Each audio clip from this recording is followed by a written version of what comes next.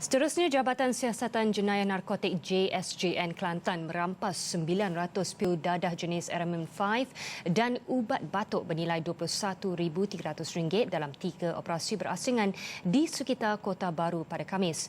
Ketua JSJN Kelantan, Superintendent Mit Embong berkata, 7 lelaki yang dipercayai terlibat dalam kegiatan pengedaran dadah di jajahan itu turut ditahan.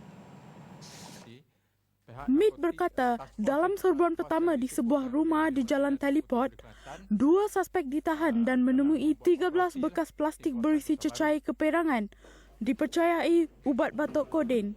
Dalam serbuan kedua di Taman Bahagia, Jalan Wakaf Mek Zainab, 4 suspek berusia antara 18 dan 29 tahun ditahan kerana memiliki 500 biji pil, dipercayai dadah jenis Eramin-5. Manakala, dalam serbuan ketiga di Jalan Bayam, seorang suspek ditahan selepas polis menemui 400 biji pil Eramin-5 di dalam kereta yang dinaikinya.